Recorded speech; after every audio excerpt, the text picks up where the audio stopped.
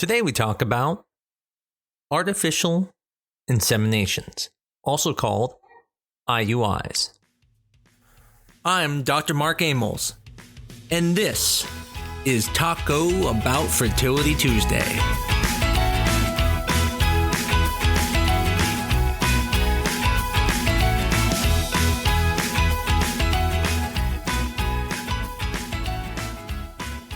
IUIs, Intrauterine Inseminations.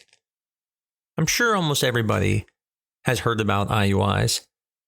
If you haven't, this is your classic turkey baster technique, where you're taking sperm and injecting it into the uterus. Recently, I have been having patients who want to skip artificial inseminations and go straight to IVF. And mainly the reason has been because they said IUIs don't have as good of a chance. And although that's true, compared to IVF, they are much lower. It's important to understand the reason we do IUIs and why we don't jump straight to IVF, because IUIs do work. The question isn't really, should you do IUIs, but is it the right treatment for you? There are situations where IUIs would not be used. Matter of fact, wouldn't even be recommended. And yet I see some people do them. Sometimes I see people doing IUIs for 6, 7, 8, 9 times. Today we're going to delve into what IUIs can do, what they can't do, who should do them, how many times you should do them, and when you should move on to something else, such as IVF. So to start, let's talk about who IUIs should be used for. Now, the classic patient is going to be someone with sperm issues. And this doesn't mean the sperm has to be low count. It could be an issue where their count is low, but it can also be an issue where there's a low concentration. What I mean by that is the total amount of sperm you may have is good, but because of maybe the volume of the prostatic and seminal vesical fluid that mixes with the sperm, that can dilute it.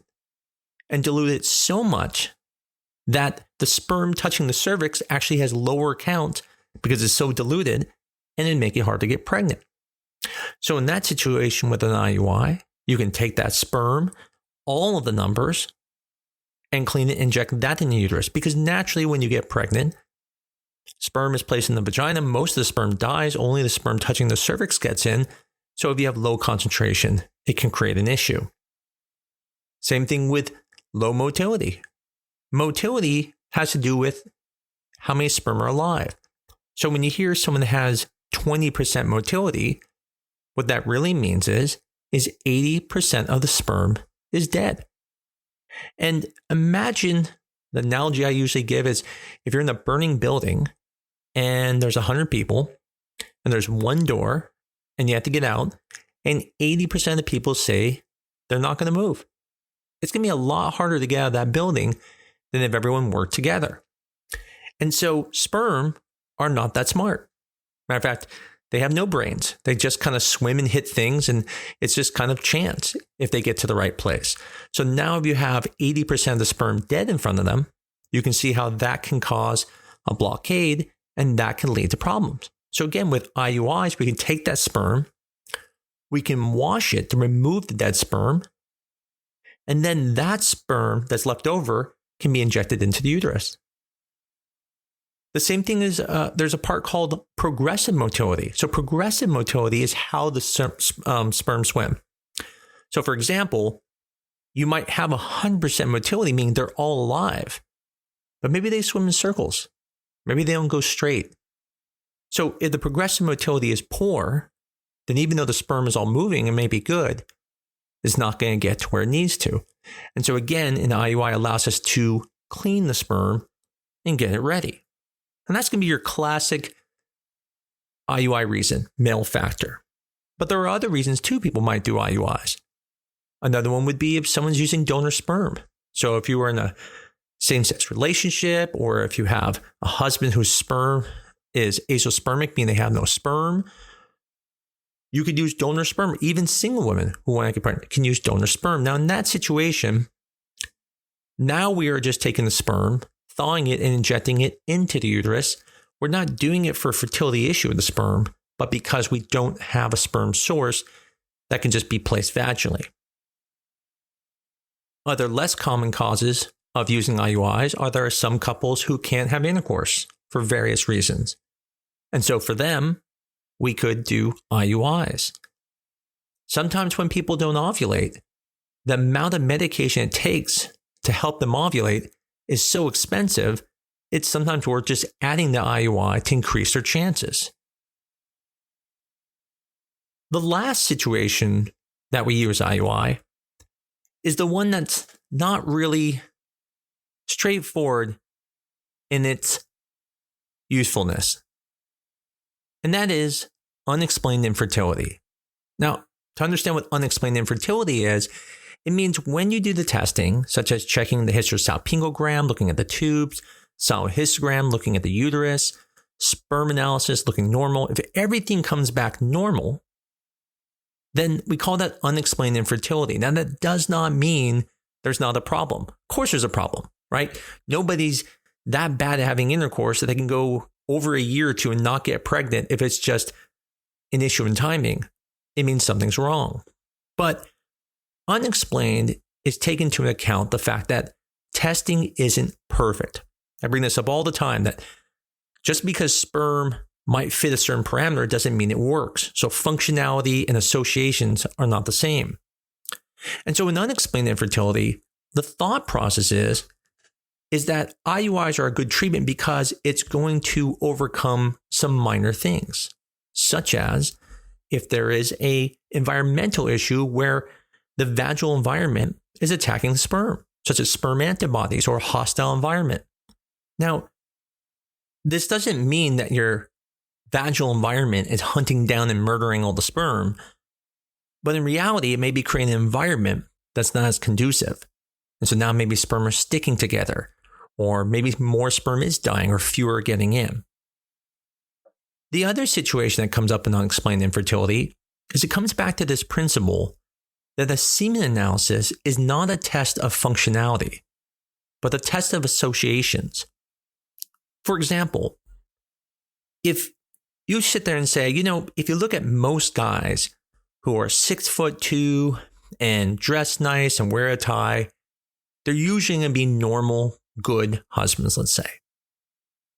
But that doesn't mean someone who wears a tie and who's 6'2" and looks nice isn't a serial killer, right? If anyone's seen the show Dexter, I always point out that he's a serial killer. Good one, obviously, compared to most serial killers, but a serial killer.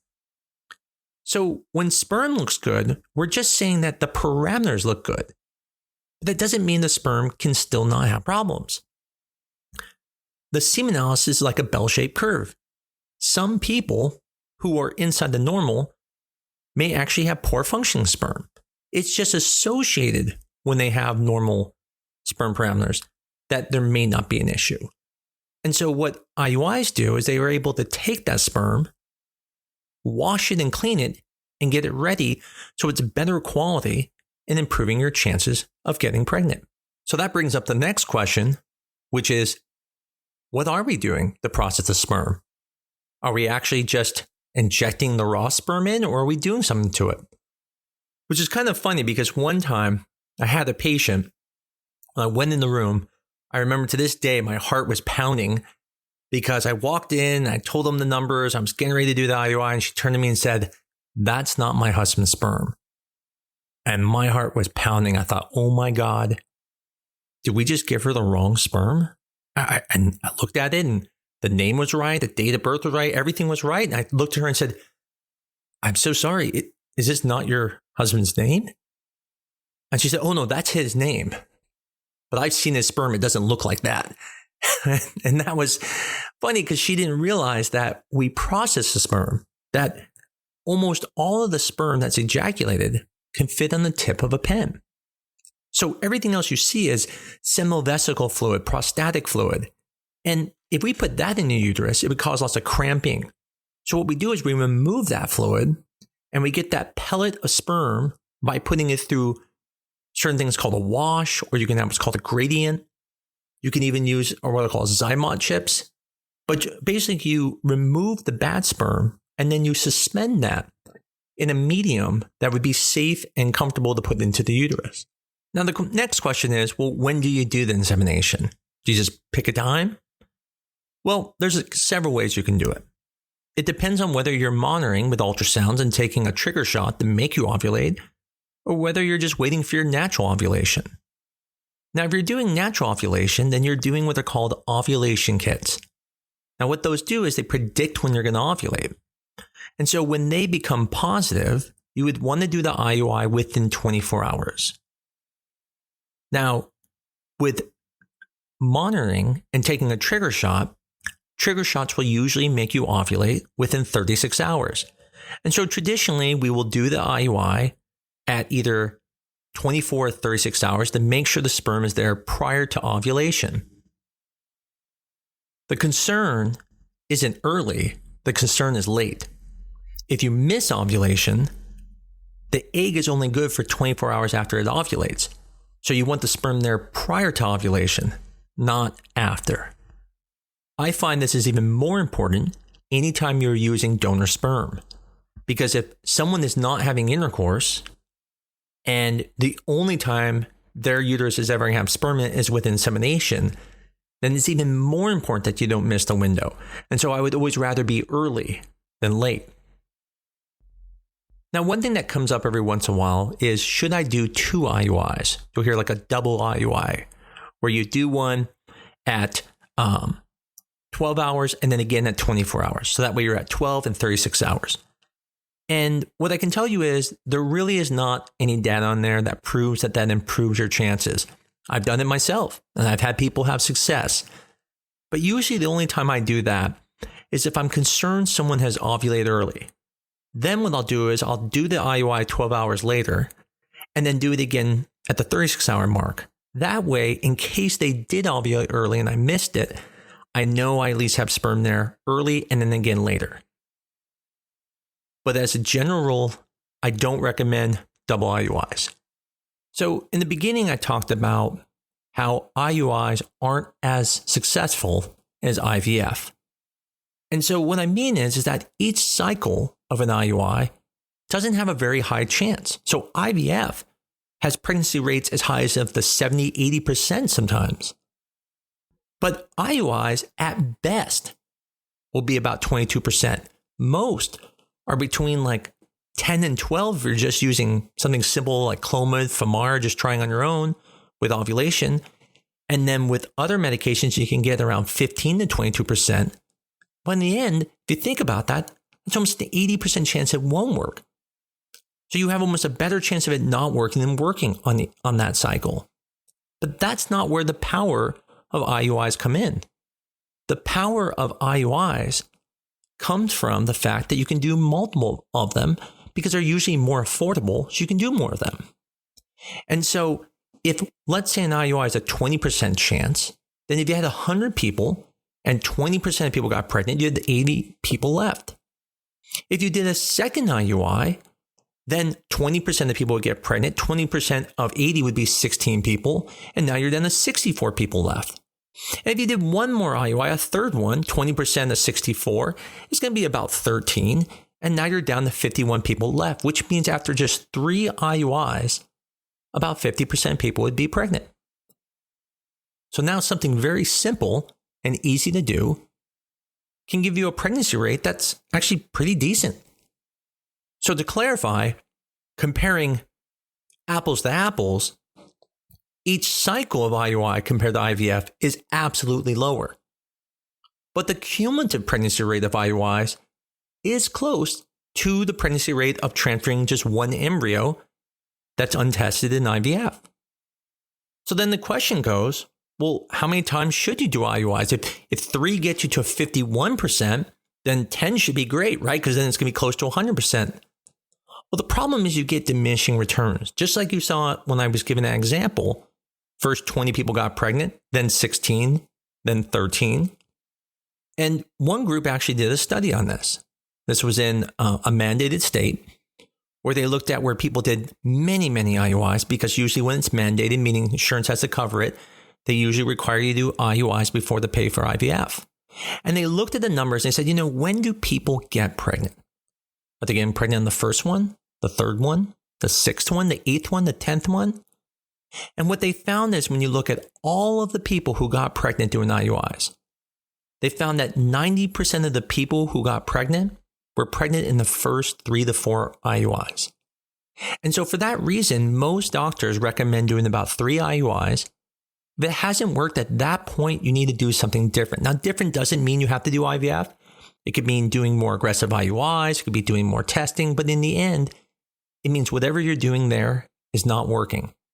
And you shouldn't keep doing it because it likely won't work with whatever you're doing at that moment. We see this same relationship in just getting pregnant naturally. When someone tries to get pregnant naturally, 50% of people are usually pregnant within 3 months. But then the next 6 months, only another 25% people get pregnant. So does this mean if you start IUIs, you have to do 3 before you can move on to IVF? The answer obviously is no. It depends how the IUI cycles are going. If they're going well, you're making eggs, the sperm has been good, then yes, you probably should give it 3 IUIs because honestly, IVF sucks. No one likes doing it. Sure, many of us have success, but lots of us don't. And it's extremely stressful. And I'm not saying IUIs aren't, but they're less stressful. And so if it's something you can get pregnant with, it really is worth trying. But if you've done 3 of them and it hasn't worked, at that point, you have to start thinking about other things. And IVF then should be a conversation. Now, if on the artificial inseminations, also called IUIs, the sperm levels are really bad, and we don't even think the IUIs will work, well, then it doesn't make sense to keep doing them. At that point, you just move on to something like IVF or see a urologist. In the end, the most important thing I wanted to talk about was IUIs are a good thing. I know they don't seem perfect, and they're frustrating as can be because when they don't work, it's like, why did they not work? Which, by the way, we'll go into next week. But doing IUIs is definitely a worthwhile try. And just because the individual tries may not be very high in chances, overall, the benefit is there. One of my favorite things I hear doctors say is they'll say IVF is the best chance. Well, yeah, that's always true. IVF is almost always the best chance compared to anything else. But that doesn't mean IUIs aren't a good option. And there's just something about if IUIs fail and you go into IVF, you kind of feel like, okay, this is the next logical step. But sometimes just jumping straight to IVF can be quite disappointing. Hopefully this episode was helpful to many of you who either are going to do IUIs or are wondering, should you do IUIs or what you've read. And next week, I'm going to talk about why IUIs don't work. What could be going on there? And should you just jump straight to IVF or when should you jump ship? I always appreciate everyone who listens to the podcast. And if you like us, please review us, give us 5 stars. Otherwise, I'll see you next week on another episode of Taco Bout Fertility Tuesday.